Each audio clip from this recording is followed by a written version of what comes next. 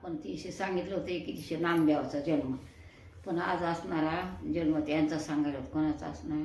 कारण असणारे कबीरदास 2 शिंपले आलेले सांगितलं.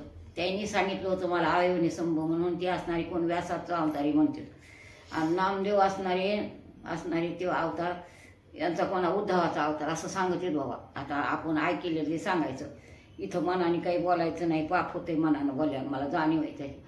ते असणारे कबीरदास शिंपला आला भागीरथीला. एक शिंपला नामदेवाचं मी सांगितलं तुम्हाला, एक शिंपला भागीरथीत गेला, तिथं आला.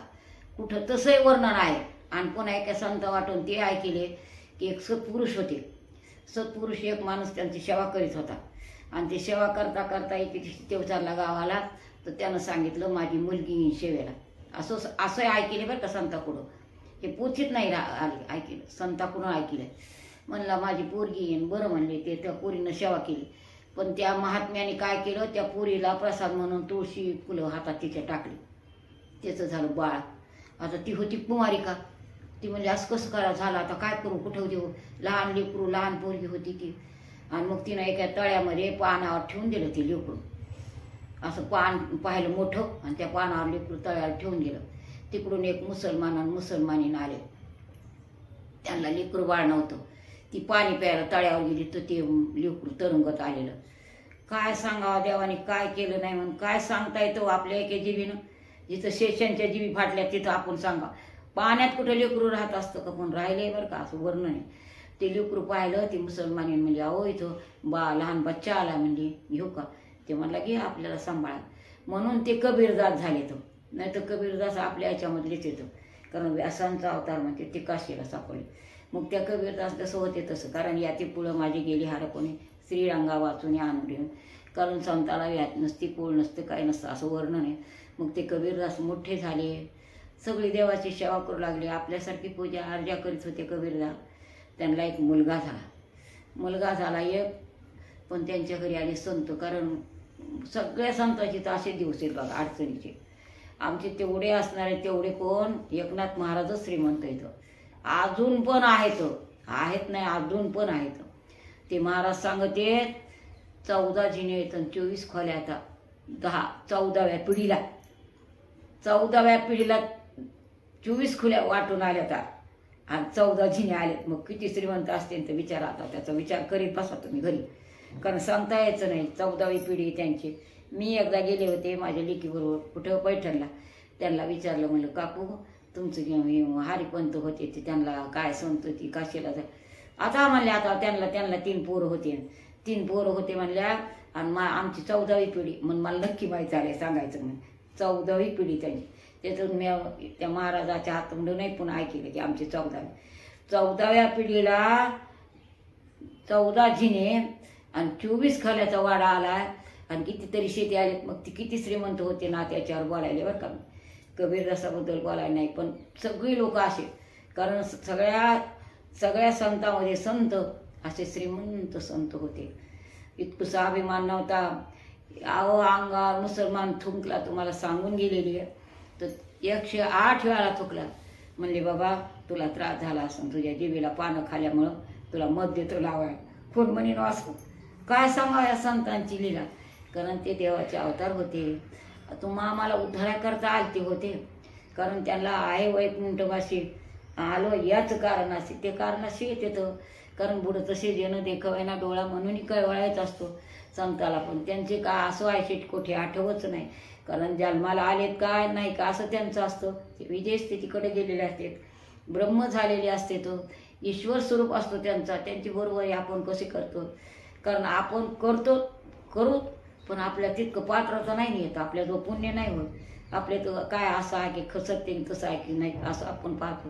सत्य काय आहे ते बघत नाहीत, मिथ्य काय आहे ते बघत नाही. त्याच्यामुळं कारण कबीरदास असणारे काशीला जन्मले. पण कितीशी त्यांच्याकडे संत आले. संत आले. आता संत आले पण रात्रीच्या वेळाला आले. नामदेव आणि ज्ञानेश्वर दोघंजण संत आले. पण यांच्या घरात नव्हतं काही. पहिल्या बायका फार छान होत्या बरं का.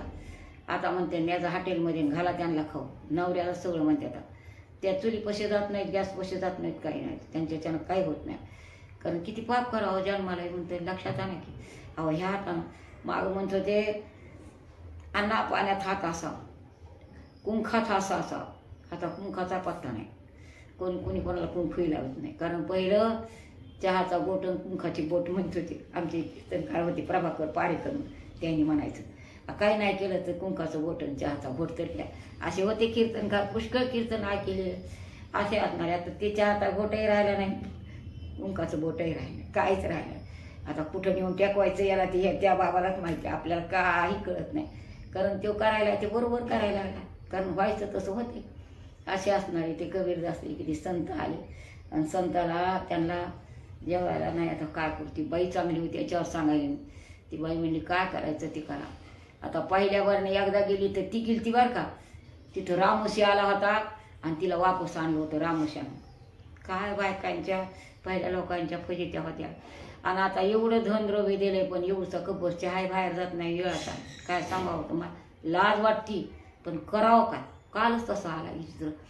असे असणारे मी ते संत ते म्हणाले आम्हाला जेवायचं म्हणले नाही ते संत, कारण ते संतच होते. पण संत घराला आले म्हणजे तोची दिवाळी, संत आले घरात तोची दिवाळी दसरा असं सांग. मग आता ते आले होते घरला, मग आता जेवण करायचं कसं करा, पण काहीच नाही. तेव्हा कबीरदास थोडे मोठे होते कबीर, त्यांचा एक मुलगा होता ना, ते थोडा बरे होता. ते म्हणलं बाबा आपण चला, कमाल नावाचा मुलगा होता त्यांना. ते बाबा म्हणला आपण चला आपण एका चोरी करू. कारण देव जरी जोडे तरी करावा अधर्म, कारण देव जोडत असला तर अधर्मही करावा. आपल्या तीर्थयात्रेला जायचं आहे, आपल्याला पटत नाही खायचं प्यायचं पण खावं, कारण देव जोडतोय ना. तसं देव जरी जोडे तरी करावा अधर्म. कारण आपल्याला काही वेळ आली तर करावं थोडंसं, कारण कसं करावं लागतं. कारण गाय एखादी आपण दाखवायलो गाईला, त्यानं विचारलं कासकान तिकडे गेली तर खोटं बोलावं. का एखाद्याचं लग्न व्हायला असलं तर खोटं बोलावं की त्याचं चांगलंच आहे म्हणा आपण, असं असणार.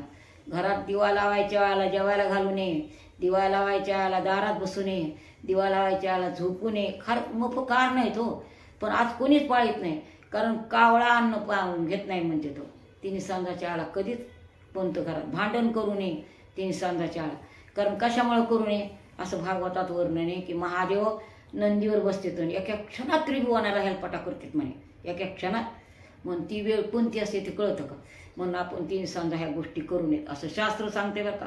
मला काही कळत नाही, मी काही तशी शिकलेली नाही, काही आदमिकी बाई नाही, काही नाही. उगत आता नामस्मरण घडायले माझ्या वाटीनं, संत सेवा घडायली म्हणून मी करायला लागली. मला काय येत नाही, मी सगळ्यात अज्ञानातली अज्ञान असण्यासारखी अशा गोष्टी पाळ्यात. कोणी तुम्ही आम्ही, कारण तुम्ही आमच्याकरता सांगायचं की महादेव हिंडते तिन्ही सांजा आणि सगळ्या जगात फिरी घालून येते.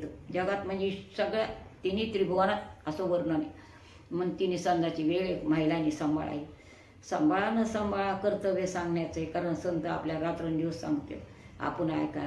असे कबीरदास होते. मग त्यांनी काय म्हणलं बाबा चला म्हणजे आपण एका वाण्याची इथून चोरी हो. मी कुठे गेले होते, देव जरी जोडे तरी करावा अधर्म याच्यावर बोलू लागलेल्या. मग ते गेले की वाण्याच्या घरी, रात्र झालेली होती. वाण्याचं दुकान त्याने आपलं बकार खाणले, थोडंसं वाण्याच्या दुकानात शिरले, पाहिजे तेवढं सामान घेतलं आणि झाला होते वाणी जागा. झाला वाणी जागा आणि त्यांचं मुंडकं आलं होतं, कोणाचं कमालाचं मुंडकं आलं होतं बाहेर. आता कुठून शस्त्र आणलं आणि कसं केलं ते मी सांगू शकत नाही, पण घडलेली घटना आहे, खोटी नाही, घडलेली घटना आहे. मागं सांगले बायकोला दिलं संतामुळं. आपल्या घरी येऊन इतकं असून सुद्धा असं लक्षात ठेवा, संताला आपण कपरच्या आवडीनं करीत नाही, करू नका बरं तसं. कारण नरदेहाचे साधने सच्चिदानंद पदवी घे. आपल्याला ह्यात नरदेहात करायचं. उद्या पशु काय जाणे पाप पुण्य. आपण झालो कावळा चिमणी रागू, काय आपल्याला चहा देता येईल का कोणाला, काय करतो ना आपण. लक्षात ठेवा, मनुष्य देहाला आलत न तर मनुष्य देहासारखंच वागावं. कारण तुम्ही वागलात का आजी, जसं कळून तसं वागले मी, तुम्हाला तेच सत्य सांगते. कारण मला जेवढं कळालं त्याच्यातून मी कमी जास्ती काहीच केलं नाही. कारण मी लेकरा बाळात डुडू झालेली, तसं काहीच नाही. पण जेवढं कळालं तेवढं मी सोडलं नाही, आत्तापर्यंत अजून सोडित नाही, तुम्हाला ते सांगते. कारण करावा. आणि तुम्हाला सांगायला कळवळीनं सांगायला लागले मी की मनुष्य देहाला आल्यावर, कारण स्त्री जन्म कसा आहे, दोन्हीकडली उद्धार करते हो स्त्री. कारण आईचे 22 कुळं आणि वडिलाचे 22 कुळं, म्हणजे असे 84 त्या 80 कुळं असणारे किती 42 कुळाचा उद्धार करते. म्हणून तिनं व्यवस्थित वागावं, काही करू नये बरं का. इतकंसं सुद्धा काही करू नये, तुम्हाला सत्य सांगते. कारण याच्यामध्ये घडोघडी अपराधाचा तोल सावरा, नेहमी तुम्ही तोल सावरून व्हा. कारण मनुष्य द्यायला आलात म्हणून. पशु काय जाण, चिमणी झालात उद्या तुमच्याकडे कोण चहाला येईल, चिमणी झालात उद्या तुम्हाला कोण काय मागायला येईल. असं करू नका. कारण मनुष्य द्यायला आल्यावर करण्याची, कारण आमचं कसं असतं, आमची काय वयाची यातील लाभावी ना, आम्हाला काही कोणाकडून घ्यायचं नाही. आम्ही देऊ शकत, दिलं देऊत नाही दिलं त्याचा प्रश्न नाही, परंतु आम्हाला घेण्याचं पण चांगलं वागावं. कारण कलियुग आहे, कलियुग आहे म्हणून भोंगळ नाचायचा कैवल्य का, तसं करू नका. कलियुग आहे, किती ठिकाणी कलियुग, कारण त्याला 4 ते 5 जागा दिलेल्या आहेत. लक्षात आणा, ते सोन्यामध्ये आहे चांगल्या ठिकाणी, बाकी दुसरी ठिकाणी इतर ठिकाणी आहे. मग आपण कलियुग आहे कलियुग आहे म्हणून काही करावं का, काही करू नका. कारण त्या कमालाला काय केलं, त्यांनी सामान दिलं, सामान दिलं आणि ते आला बाबा, ते वाणी आला आणि मग ते त्यांचं मुंडकं आलं तर बाहेर आणि पाय राहिले होते मध्ये. ते कमालाचे पाय त्या वाण्यानं धरले, वाण्यानं का पाय धरल्यावर ते म्हणलं, आता बाबा आता चोरी तर सापडली, तुम्ही असं करा, माझं मुंडकं तोडा आणि सामान घेऊन संताला जीव घाला. कोण म्हणेन असं सांगा ना आजच्या काळामध्ये. लक्षात आणा, सत्य घटना घडलेल्या आहेत, आम्ही खोटं सांगत नाही संत.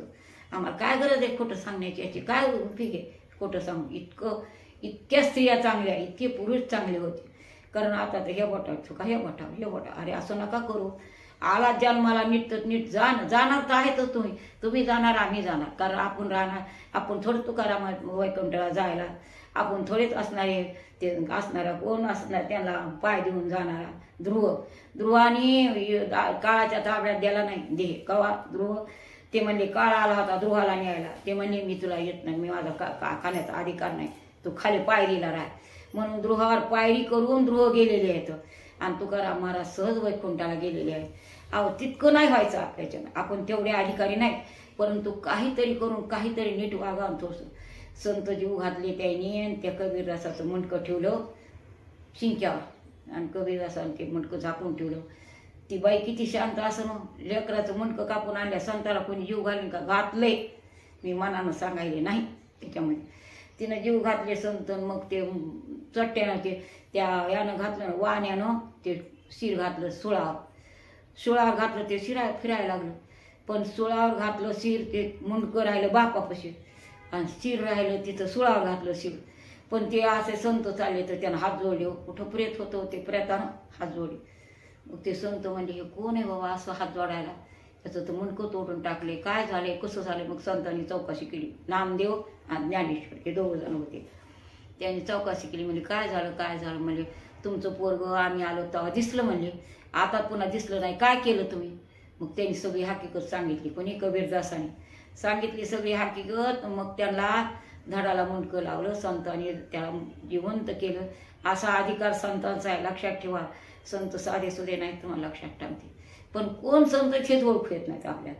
कारण आज कसं निघाले, फारच नाटकी काम निघाले, खरं काय ते कळत नाही आणि खोट्याच्या वाट्याला जायचं नको वाटतं. असं असतं. पण संत असे येत आहे की आमची काय वेळाची याते लाभावी न करती प्रीती. कारण संत किती थोर आहेत, संत कसे खरोखर आहेत, अनेक जन्माचे संत आहेत. कारण कितीतरी समाध्या, कितीतरी त्यांचे देवळं झाले, कितीतरी असणारे कितीतरी संत झालेले सांगा. कारण त्यांचं वर्णन करता येत नाही, काही लोकांना माहीत झाले. कारण ज्याने गाथ आलेला आहे त्यांच्यासुद्धा असणाऱ्या खुणा खाना आहेत, कुठं तेल्यानं गाथ आलेला आहे. हो, कारण नाव होतं त्यांचं तेली आडनाव, त्यांचे तेल्यानं गाथ आलेला आहे. पण त्यांचंसुद्धा गाव आहे, तिथंसुद्धा लोक दर्शनाला जाते. कारण असणारे कुंडपंत होते, म्हणजे ते कुंडपंत लोकरे होते, त्यांचं असणारं नाव आहे. कारण आपण काहीतरी थोडं तुकोबाने कीर्तन केलं ते खरे, पण आपण त्यांची टाळकरी व्हायला काही घोर आहे का, टाळकरी. कारण एवढं रामेश्वर भट्टांनी परीक्षा घेतली आणि 14 टाळकरी झाले. तसं आपण नीट वागावं आणि देवाच्या सेवेला तरी लागावं ना, एवढं तरी करावं.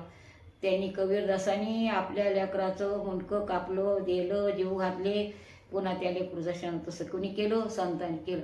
असा संतांचा अधिकार आहे. याच ठिकाणी पूर्ण विराम. गोपाल कृष्ण भगवान की जय.